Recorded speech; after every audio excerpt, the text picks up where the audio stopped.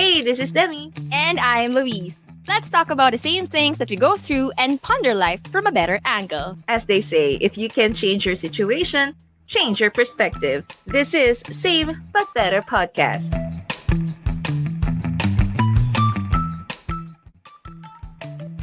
Mams, Yo, yo, yo. alam mo ba na meron tayong tinatawag na habitual sins. O, di ba? Agad-agad, walang introng matino.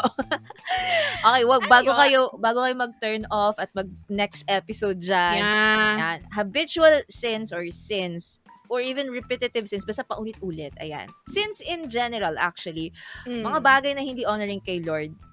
At kahit naman na anong gawin natin, it just feels like you cannot escape it. Dahil, it's becoming part of your system, part na ng lifestyle mo, di ba? Yeah. And I bet karamihan sa atin, may mga sins na we keep doing kahit na alam mong mali. Diba? So, marami. There's kumbaga a lot of things are being normalized in this generation, 'di ba? Yung pagmumura, yan, normal sa lahat ng media na makikita mo, 'di ba?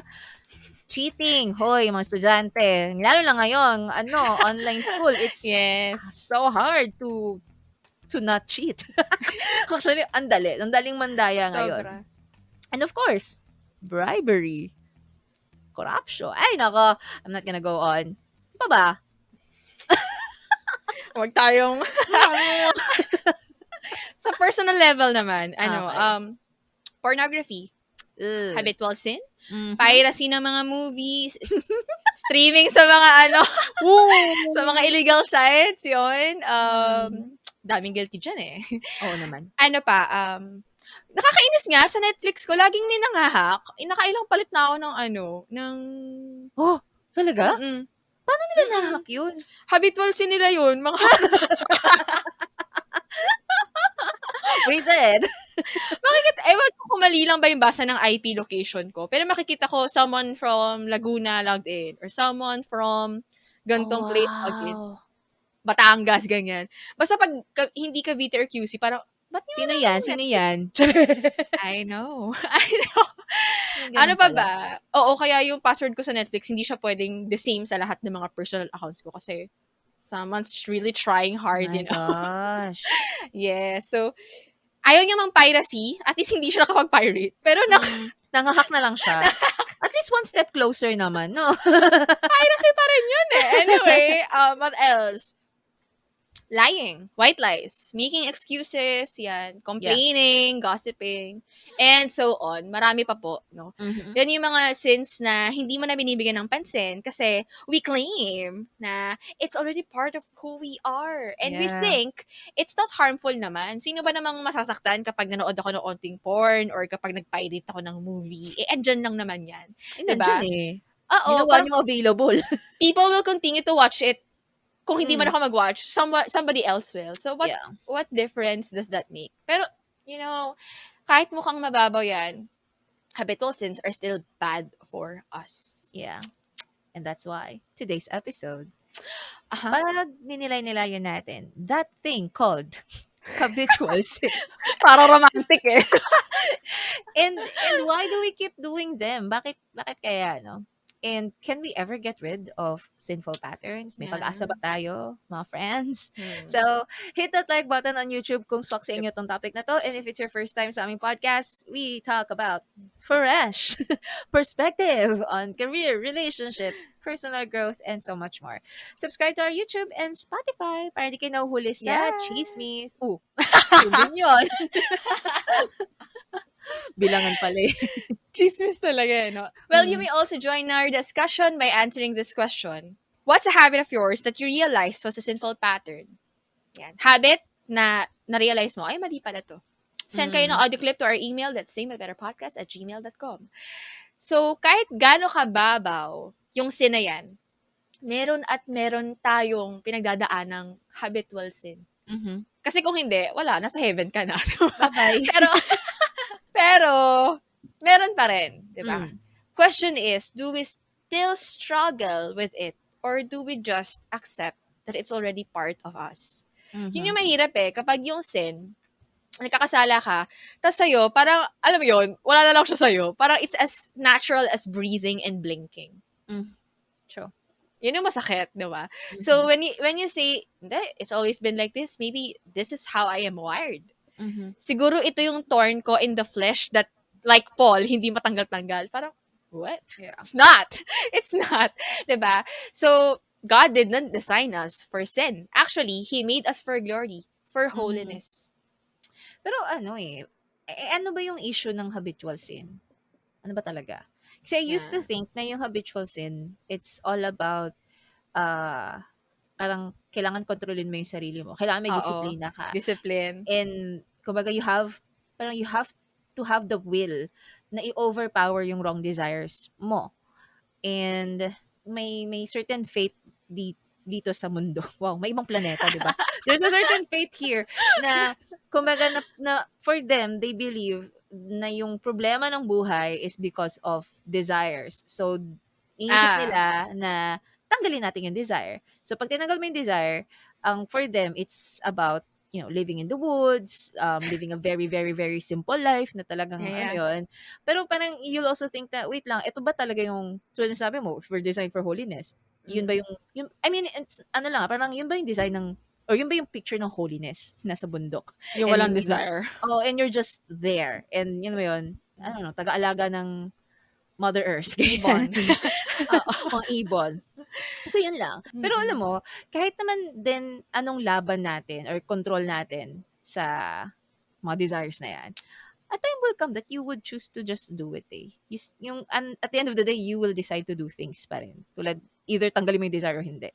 Kasi may gusto ka pa rin i-fulfill na need, and abstaining from it, like preventing yourself from it, actually hindi rin siya nakakatulong. Pero speaking of, balik lang ako sa ba't ako nabubulan? Balik lang ako dun sa kapag tatanggalin mo yung desire, yung sobrang extreme mo, ayaw mo nang mag-endure ng sin. Tinanggal mo yung desire all in all. Parang, God still wants us to enjoy life eh. Desires are part of who we are. Pero ang gusto ni God, yung desire natin, naka-align sa Kanya. Okay lang magka-desire, di ba? Okay lang magka-desire, pero gusto ni God, it's something na nasa direction ni God, hindi sa world. Yeah. So, desire, hindi po siya mali. Hindi siya mali. Kaya nga sinasabi natin wrong desire. Kasi merong right desire, di ba? Yeah. So, sobrang extreme lang ng thinking na ang problema ko, sin, because I have a desire. So, tanggalin ko yung desire. Parang wala na akong sin. Hindi. Tapos para ka Hindi, na di rin ba? dead, na parang Robot ka na lang. Oo. Wala ka na ini-enjoy in life, yun. Oo. So, bakit ka pa binigyan ni God ng free will kung at the end, gagawin mo lang ding robot yung sarili mo? Diba? So, siguro yung tanong is, how do we actually find joy in the right places? Kasi nga sabi mo, abstaining alone will not just help you overcome that. Kasi nag-abstain ka lang. Pero you still have that need. You still have that desire. Actually, I read an article in Desiring God na sabi ng author, at the root of habitual sin is a battle not for self-control, but for joy. Tapos, nakakatuwa kasi yung mismong desire pala natin, it's what makes habitual sin difficult to overcome. Hindi siya because mahina ka kasi, marupok ka kasi, kaya nag-give in ka na naman. Hindi siya because of that, but because you have something within you that still needs addressing. Pero dahil may tinanggal ka, wala kang pinalit, bumabalik ka dun ngayon sa tinanggal mo para punan ka ulit. So, that's the thing about abstaining, just abstaining. Siguro to make it easier to digest, kunwari, mahilig akong uminom ng wine. And because for me, it's calming. Yan, nakakakalma, nade-distress ako. Nung una, in moderation yung pag-inom ko ng wine, kaya okay lang. Pero hindi ko na namamalaya na every time I feel anxious na pala, laging alak na yung hinahanap ko. Yan. It's the first thing ngayon na pinupuntahan ko para magkaroon ako ng sense of calm. Naging habit, yung binge drinking every night. Grabe, no? Binge drinking na nga every night pa. So, alam mo yung lifestyle na bubuo na. Paulit-ulit na. Nasabihan na ako na, uy, it's not healthy, na ganyan yung attitude mo regarding drinking. Perhaps you've developed addiction. So, ako, aware na ako na, okay, di pala siya okay for me. So, naging aware na ako na pattern na siya, na unhealthy, na sinful. Nag-abstain ako ngayon for a week na walang alak. Diba? Wow. Self-control. Meron. Diba? Meron self-control. Discipline. Wow. Kinaya naman. Kaso, I still have that unmet need. Kailangan ko pa din kumalma when I get anxious about things. Kaso, wala na akong hawak na bote. So, na-anxious na lang ako. Nasa Na-anxious ka na lang. Wala ka nang hawak na drink. nanginginig ka na. Oo, for true addicts ng Yeah. mga ng mga ganyang substance, Mhm. they also they shake when they don't get to drink that. Kasi yung chemistry ng brain nila nag-iba na eh. Kaya if you abstain, mismo yung katawan mo or meron kang desire, 'di ba? Meron kang desire na kailangang i-meet. Kaya gagawin mo, nakapag-abstain ka nga for a week, pero maya't maya, eventually, you will go back to drinking. Why? Kasi hindi nagbabago yung desire.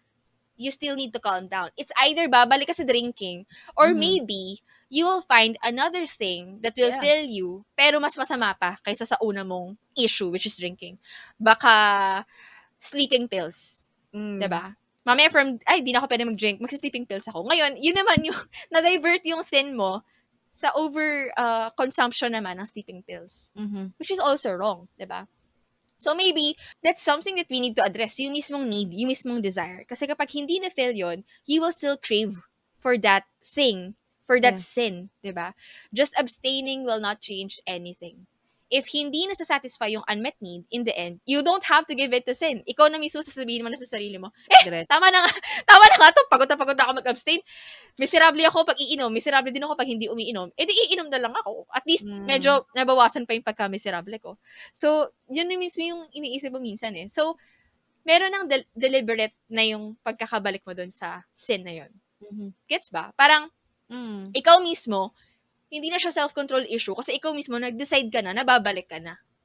Kapag self-control issue kasi, pag self-control issue kasi, ayaw mo, you decide na ayaw mo talaga, na hindi mo gagawin. Pero yung iba, ayaw mo, pero nag-decide ka na gagawin mo, nonetheless. Kasi it makes you less miserable. So, in fact, it's no longer self-control. Diba? Issue na siya of why do you need to go back? Diba? You go back to your old ways kasi nagiginhawaan ka kahit mali. Unmet need. Wow. Ang ganda nun. I mean, hindi siya maganda na. Alalim ng boses mo. Unmet need. Doon ako na pa, wow.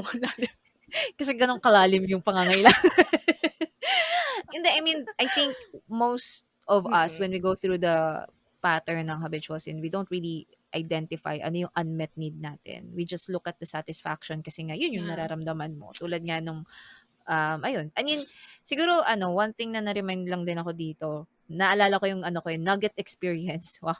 The chicken nugget experience. So, my one time, gusto kong bumili ng ng BTS meal. Hindi po ako fan. Gusto ko lang ng chicken nuggets. Mahilig akong kumain ng manok. Ayan.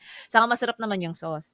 So, I was thinking of buying it kasi, for me, I think I deserve it because it was a stressful day. Parang ganon. Yun 'di ba? Parang it's a it's a hard day at work. You wanna reward yourself, ganyan.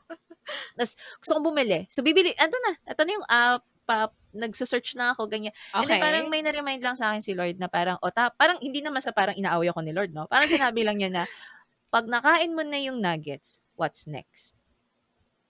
What is it about? I mean, ang babaw nito, di ba? Parang may mali ba sa nuggets? Hindi na nga.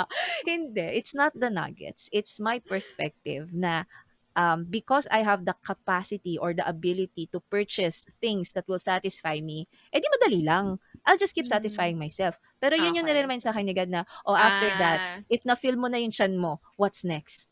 Baka bored ka lang. Or diba? Parang, walang mali sa nuggets. Baka pabili rin kayo ng nuggets. Kasalanan ba to? Hindi naman. Parang sarap lang ma-remind na even in the small ways, no, na, okay, it's a hard day at work, but did I even thank God? Did I even look to God? Parang at the end of it, tulad na sabi mo, what is the unmet need of today? Na parang tinry ko lang siyang hanapin sa nuggets. Anyway. Yeah. Temporary, Oo, temporary feeling of reward. Parang gano'n. So parang, sobrang, awan ko, actually hindi ko nabiling nuggets dahil na-convict ka. Actually, napa-worship na lang din ako na, parang naging ganun yung mindset ko din, especially, for most of us that are working, di ba, Starbucks, cake, whatever, you just treat yourself, di ba? But after that, next week, it's still stressful at work. Next week, meron pa rin problema. Pero kumbaga, yun nga, parang deeper than that, what's the unmet need? Parang yung joy of being complete with God. Parang, Even with distress, God, you gave away. Even with the problems at work or even personal, ang dami ko na sinasabi. Anyway, Baka isipin ng mga tao, "Ano ba yan? May mali ba sa lower pag..." nuggets. Ang point lang ni Demi, nauna pa siyang i-quench yung need niya to Mm. reward herself kaysa tingnan muna si God. So, if you have a relationship with God, nagigets mo 'to.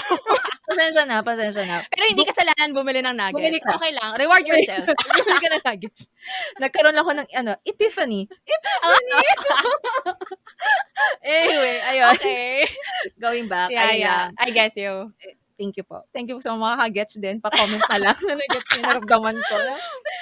Yun. So, greater pleasure pag nakilala mo na si Lord. Anyway, yun naman, good point, moms, na, yun nga, hindi lang siya issue talaga ng, hindi na siya issue ng discipline and self-control eh.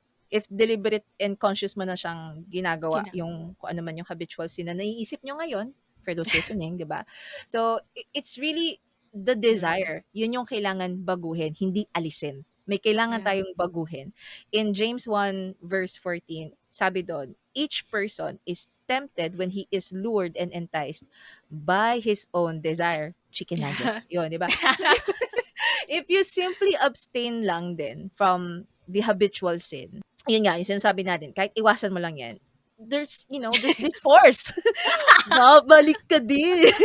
Babalikan mo din siya. So, eto na Yes. yung point na bakit hindi na siya battle ng self-control? Kasi nga, you deliberately change your mind about it na. You will deliberately change your mind about it. You gave it a thought and decided to do it anyway, despite knowing na it's a sin. Aware ka naman sa consequences, but in a way, parang, yeah, you're fine. Parang, hindi, tanggap ko na to. Tanggap ko na tong consequences na to. Yeah. Sige, okay na. Masatisfy lang yung desires natin. Yeah. So, lalayo pa ba tayo eh? Balikan lang natin yung ating OG ancestors. OG ancestors, diba? Si Adam and Eve. When they ate the forbidden fruit, it was not an issue of self-control kasi alam naman nila yung consequence. They know the instructions of the Lord. They heard it clearly, diba? So, it was a deliberate choice. Talagang naniwala sila kay Satan, kay serpent, diba? They pursued a desire na mali. So, they believe na pag kinain nila yung fruit, they will be like God. So, balikan lang natin yung Genesis, makikita nyo po doon, diba? That we are created in the image and likeness of God. So, parang bakit, anyway, pag nandun na lang tayo sa heaven, joke lang. Nagagalit na siya. Gigigil, hindi. Diba, parang yun, wrong belief, yung dahil mali yung belief nila, nagkaroon sila ng wrong desire, and because mali yung desire nila, they're pursuing the wrong joy. Same with what happens to us here in the world. There's so many beliefs out there. There's so many truths, quote unquote, diba? And so we desire the wrong desires and then we pursue wrong joy. Eh tayo pa ba? Diba? Ano ba yung mga pinaniwalaan natin na mali? Alam mo yan, pag mag-isip ka. Nag-iisip pa ako eh. Mapapatanong ka rin sa sarili mo na parang, ano ba yung mga sins? Alam mong, when we say sin, kaya hindi natin mabibigyan ng listahan yan kasi it's anything that doesn't honor the Lord. It's anything that doesn't glorify Him. So, kung ano man yun, diba? Ano man yung sins na yun, alin doon yung nagbibigay sa'yo ng joy, na akala mo okay lang to. Diba? Tulad ng nabanggit natin kanina, binge watching. Parang, uy, grabe naman, binge watching. Uy, ginagawa din naman po namin yan. Nagawa rin naman namin yan. Pero may mali doon kapag hindi natin nagagampanan yung role natin. Di ba? Baka 3 months ka na nagbe-binge watch. Procrastinating ka na, no? Oo, di ba? Gossip. Yan, madali. Madali yan for us, lalo na in the heat of the emotion. Dali nating chikador kaliwat kanan, di ba? White lies, kasi meron kang greater truth na pinagtatakpan, but it's still a lie. Sugal. I'm not gonna go there anymore. Alam nyo na yan. Sugal. Obvious na, no? Alam naman nating mali, pero naisip natin na, these things give me joy. So, okay lang na paulit-ulit kasi feeling mo na fulfill yung joy mo. 'Di ba? So, walang mali in pursuing joy. Hello, chicken nuggets. Parang gusto ko tuloy ng chicken nuggets today. Anyway, walang mali in pursuing joy. It's good. But when we seek it in the wrong places, it's going to make you happy ngayon, pero in the long run, it's going to make your lives worse. Thinking about it, craving chicken nuggets every day is actually bad. So, for the health as well. For the health, oo. Yun na lang. Oily on, oily. Speaking of in the long run, today, diba, ang dami nating media. We're so consumed with social media, Netflix, streaming sites, and siguro sasabihin ko to kasi isa to sa pinaka prominent ngayon na pinagdadaanan ng hindi lang kabataan, even adults, all of us. Yeah. We're exposed to content na may nudity and sex scenes, 'di ba? Sa mga sa Netflix, mayroong mga parts na although hindi talaga nila ginagawa pero alam mo na it's doing something in you. Tapos hindi mo ma-skip. Parang You're nakaganyan pa yung watching it. Yeah. Nanonood ka hindi pa rin. hindi mo lang watch, inaabangan mo pa. Kailan kaya yung scene na R18, ganyan. So, ang malala kapag pumunta ka na talaga sa mga sites talaga na yun talaga yung business nila, 'di ba? Yung mga porn sites. So, siguro iniisip nyo, walang mali. Walang mali. Especially if you're a student, ganyan. Wala namang mali. Ako lang naman mag-isa, 'di ba? And it's giving I don't know what it gives you. Pero siguro one thing na gusto ko lang din example lang to with habitual sin. Feeling natin walang mali. It just gives you satisfaction right now. Hindi ko naman to laging ginagawa, ganyan. Tapos minsan nga, alam mo yung nag-scroll ka na, tapos hindi mo na matanggal yung isip mo. Ay, okay About lang. it. Ay, okay lang. Pray lang ako ng mas maigi mamaya. Ano yung parang, papatawarin mo ko, Lord, mag-repent na lang ako na todo-todo mamaya. Pero you're willing. You've decided na okay, itutuloy ko na to. Hindi siya talaga matter of self-control. Kasi nalulungkot ako wala akong kasama wala akong sense of touch, pandemic. Diba? We're all craving for touch. Hindi lang intimate na sexual intimacy, pero just even the touch from a friend, from a mother, diba? We're craving that. And so, some of us would actually go to pornography. Hindi po episode 2 about pornography, pero example ko lang din ulit. Pero may nabasa lang ako, which is a good encouragement for others din na nagsistruggle with pornography, is that it harms you and your relationship with God kasi sex is something you enjoy with another person na in the context of marriage, diba? And when you watch pornography and then you lay in bed with your husband or with your wife, you're bringing many people in the bed, in your marriage bed. Tapos parang ako, oh my gosh, that's a good, for someone na mahal si Lord, tapos hindi nagagets kung ba't kailangan nilang i-give up yung pornography, that's a good realization na parang, kasi you have many pictures in your head ng mga tao doing that thing, that intimate thing. And now, when you go to your partner, tayo single tayo, pero it's something na we could carry on with ourselves kasi ngayon importante sa atin why we need to protect our eyes kasi na-embed yan sa isip natin. Wala naman tayong delete wala tayong delete. Wala tayong cleansing, diba, ng utak. Pero di mo na matatanggal yung mga nakita mo before Shucks. Diba? So baka nga ma-compare mo minsan yung body or minsan ginagawa mo yun pero iba yung maiisip mo. It's parang, it's wrong. It's no longer about the act of, alam mo yun, enjoying one another in the context of marriage because it's a gift from God. Pero ngayon, hindi ka na masatisfy. The marriage bed is defiled already because you have brought many people with you when you're already in there. So, kung may magde-defend pa rin of their pornography issues, parang gusto ko sabihin yun na, teka lang, protect mo yung marriage mo kasi you're bringing people with you on the marriage bed if you continue. Palitan natin yung title nito. Ang ganda nun. Sobrang nagandahan din ako doon. Parang siguro sa atin, sa ibang habitual sin natin, pwede natin siyang i-apply na parang, yes, I don't see how this affects me now, but in my relationships, how will it affect me and my other people na nakikipag-relate ako? In my thoughts, how does it affect you? So, ay nako. So, anyway.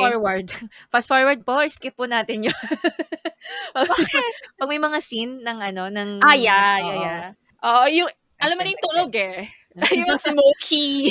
Yung smoky na scene. naman, nakikita mo naman yun. Madalas naman, hindi naman siya biglaan. May mga scene na description biglaan. yan May description din yung mismong So, medyo aware ka na okay, R18 to. It's gonna happen somewhere. Dapat maging aware ka na. Yeah. Hindi okay na adult naman na ako. I can handle it. Yes, sure, you can. We have no doubt. How does it add life sa'yo? Diba? Saka din naman nakakatulong sa storyline. Movie pa rin. Totoo yun, when we run away from something, we must also run towards a new goal. So, if, for example, craving for touch, kaya ka nagpupunta ng pornography. Now, relate with people when you crave for touch or for intimacy, don't run to pornography kapag nalulungkot ka. Run to something na makaka-enrich ng life mo, which is go to a friend, see a movie with a friend. Although ngayon mahirap, pero I believe there are still people around you that can still help you, Yeah. feel you belong with a community, or that you belong with, you're still connected. Sana meron Mhm. pa din. Kasi kung mag-isa ka, doon ka, nakikinood ka na lang talaga sa ibang tao. Pero kung hindi ka mag-isa, 'di ba? You're involved, you're not just passive about intimacy. Then I believe hindi ka na magki-crave ng wrong joy Mhm. sa mga places like pornography. Anyway, we must also run towards a new goal, 'di ba? If takbo ka lang ng takbo palayo, lagi natin 'to sinasabi kapag nasa journey tayo with one-to-one, 'di ba? Sa mga church natin. Hindi pwedeng takbo ka lang ng takbo from sin, layo ka lang ng layo, tapos wala ka namang pinupuntahang iba. So you have to have a goal, a destination. Mhm. Kasi eventually, you'll feel tired and lost running from that thing, and hindi mo napansin, you're back to that. You're Mhm. back to that thing that you're trying to run away from. Set your eyes to new desires, to godly desires, para may sense of urgency ka and sense of mission in you. Mhm. Yan. Kasi losing battle yon if takbo ka lang ng takbo, iwas ka lang ng iwas. Wala ka namang ibang higher purpose for that. So, sa example ko kanina, if gusto kong kumalma, I won't just avoid drinking. I will replace drinking with something else that could also bring me the same benefit. Mhm. Siguro, yung iba ang ginagawa, fitness, 'di ba? Pag gusto nila lang, yung iba, pag gusto mag-yossi, bubble gum. Or Mhm. kapag isang mag-yossi, they would do something na arts and crafts siguro, 'di ba? So, Yeah. that's just an example. Madami naman tayong pwedeng gawin eh. Hindi lang pag-iinom or those things na nakakasama sa atin, yung pwede nating puntahan. Another example, related sa kaninang example natin, if you're run to casual sex when you feel lonely, punta ka sa real connections, 'di ba? Yeah. Friendships, 'di ba? If you find relief in complaining, 'yan, yung mga hilig magreklamo, then kaysa maghanap ka ng taong kausap mo, kailangan ko 'to masabi, kung kanino kailangan ko masabi 'tong nalaman ko information, i-journal mo. I-journal mo. Or Para i-record ikaw mo sarili mo, mag-podcast ka kaya? binroadcast. Hindi, i-journal niya, 'di ba? And Yeah. then pray about it. Yung mga Mhm. nalalaman mo, you don't have to share it with everybody. Just jot it down and pray about it. Ano yung wisdom na makukuha mo dun? Next, if you like to gossip, Sabihin ko sana kaysa yung nuggets eh, maggulay ka. Hindi, joke lang. sa health, no? Pwede naman, sa mga fitness conscious. Mhm. Anyway, sa pag-gossip, instead na unahin mo makipag-usap sa mga tao about it, try talking to the person. Clarifying that thing to the person. Malay mo, ma-comfort mo pa siya, magkaroon pa kayo ng genuine connections, diba? So, So, those are things na we can overcome. Hindi lang tayo pwedeng laging habitual sin na lang yung maging resolved natin. It mhm. won't be easy. Yes, huwag kang magugulat kung ba't ka nagsastruggle. Baka ganito, pinalitan ko na yung yosi ko ng running, pero nagsastruggle pa rin ako. Magsastruggle ka pa rin. Magsastruggle ka pa rin. True. Even Apostle Paul in Romans 7 says na his flesh and his will are against each other. Yeah. Bakit? Kasi we are citizens of heaven who are on earth. So, meron talagang disconnect between our souls and our Mhm. flesh. Yung mga gusto nila. Magtaka ka kapag wala ka ng struggle. Kapag iisa na sila. True. Naniniwala talaga ako. Wala lang, habang tumatagal, mas nagiging, crispier. Wow! Parang mas Nuggets ulit. pagkain. No. Hindi, parang dati ko naman na siya narinig, but I don't understand it. And I just, okay. Uh, Ngayon, mas gets ko na siya when people say na, this is not home. This is not where we're supposed to be. Na parang we were supposed to be with God and we were exiled kasi ang OG nga natin, 'di ba? Na OG. na napalayas sa Garden of Eden, and this is Yeah. it, 'di ba? And this is not home. That's why I think this was also in Desiring God. Ang ganda nung line na yon na sinabi na we don't make peace with sin. Yeah. We make war because you're not Yeah. made for sin. We're just tainted by it. 'Di ba? Kaya pala Wow. may struggle. Kaya kahit you will Ganda na. overcome, we will overcome things because Christ Yes. overcame. Amen. Pero while you're here, while we're here, Make war. this is not home. So we will be at war every day. Yeah. But sama But, mo naman si Lord, 'di ba? Magandang yeah. journey pa rin naman siya. So Yeah. talaga appreciate mo yung struggle. Appreciate mo yung struggle, 'di ba? Kasi nakakatakot yung pag wala na talaga. Either Yeah. isa ka palang anghel. Wow, anghel. Iba rin. Iba din, 'di ba? Confidence. Or hindi mo alam na kailangan palang pinag-i-strugglean yung mga pinagagawa mo. 'Di ba? Yeah. Ay, 'di Kaya ba? kailangan So, talaga magbasa ka ng The Guide for Life yeah. para alam mo na mali pala yun. Oo, maraming revelation din naman. 'Di naman 'yan Oo. agad-agad in one day. So, yun Yeah. lang, it starts with what you believe, 'di ba? What you believe determines how you live. Yes! Yes! Kaya Preach ano, it! eh, kaya dapat baguhin natin yung mga lies na ina-accept natin today. Today. Marami 'yan, eh, 'di ba? So, wrong mindset na yung yung matanda na ako, eto na yun, wala na tayong magagawa, ganito talaga yung ginagawa nila, 'di ba? No, there's always a way. Kahit Even sa na ano eh, saan? sa government. Oo Ganito talaga yung naman. sistema. Oo Meron naman. talagang abutan talaga, ganyan. Oo naman, 'di ba? Kaya nga we are called, 'di ba? It's hard pero we are called kasi hindi naman basta let's have another topic on that. Hirapan din. Okay. Ayun. So kahit yung iniisip natin na tanggapin na lang natin yung mga bribery kasi ito yung culture sa company, Mm. di mo na yan mababago, makisama ka na lang. You know what? There's always a way. There's always a way out. One way. Jesus. Yes. Delikado mga kumanta si Luis. Kumanta ka eh. Hindi, pero seryoso yun. Kasi Yeah, culture, yeah. mahirap baguhin ng culture. Yeah. But you have a choice. Diba? Yep. You can, marami na may ibang company dyan. I think this will speak to some people na baka, in the heat of the battle. There's always a way out. Yeah. Or And, baka kung dyan ka talaga nilalagay ni God for yeah. that, maybe there's a purpose, as salt and light. Baka ikaw pala yung mag-bring ng change dyan. So, Oo. Come on. Yun yung yun yung lies that will allow us to, create these sinful patterns. And yeah. maraming results yun. Pwedeng sa work, 'di ba?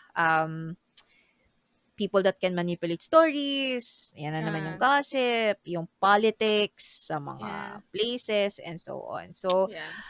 yun. Speaking of culture, sana tayo, we are aware of the habitual sin that we have. Sana tayo rin, we try to adjust kung ano yung nangyayari sa environment so that it doesn't trigger our habitual sin.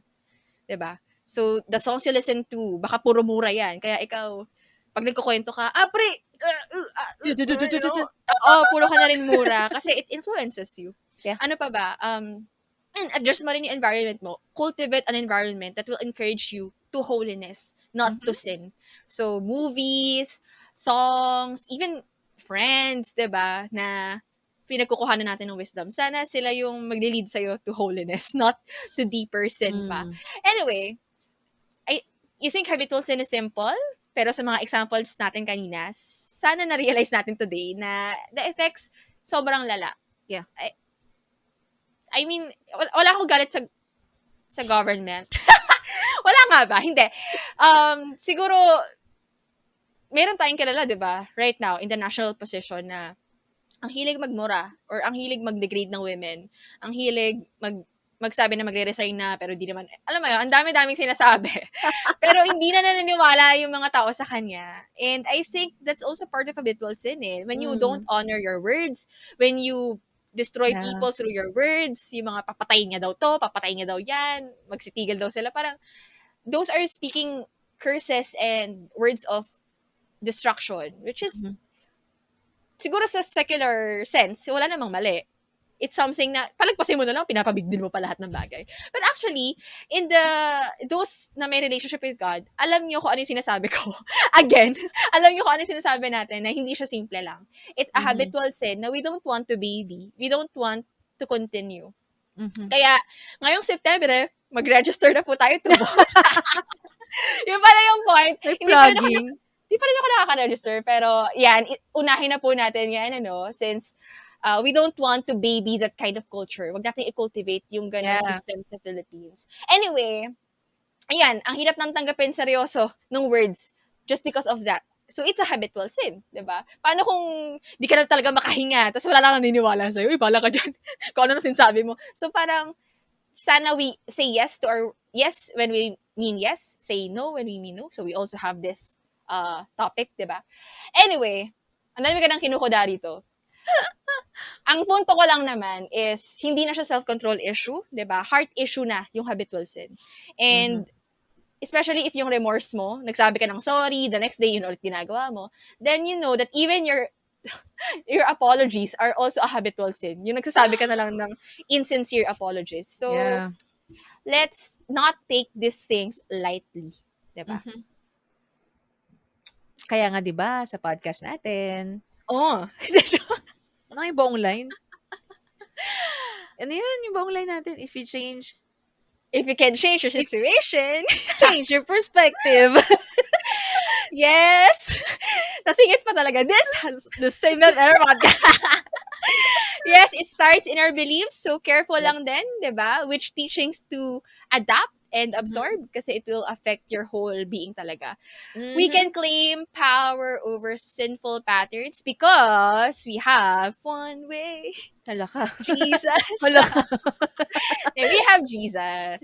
Yun. Kakat ko siguro yun. Ay, joke lang. Ikaw. Basta ako mag-worship ako kahit sa ang platform.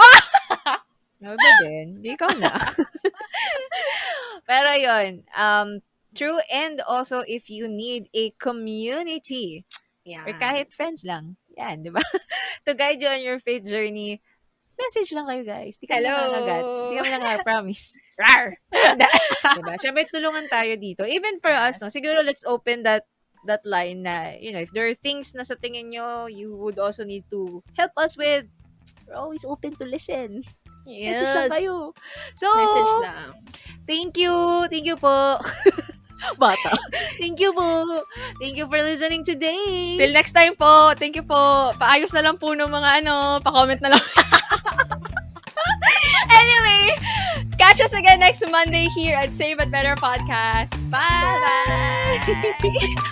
If you have inspiring stories or questions or just anything you want to share, reach out lang kayo, friends. Share nyo na yan. Email samebutbetterpodcast@gmail.com or shoot us a message on our social media channels. Listen to Same But Better Podcast on Spotify, Anchor, Google, and Apple Podcasts. Also, like and subscribe to our YouTube channel.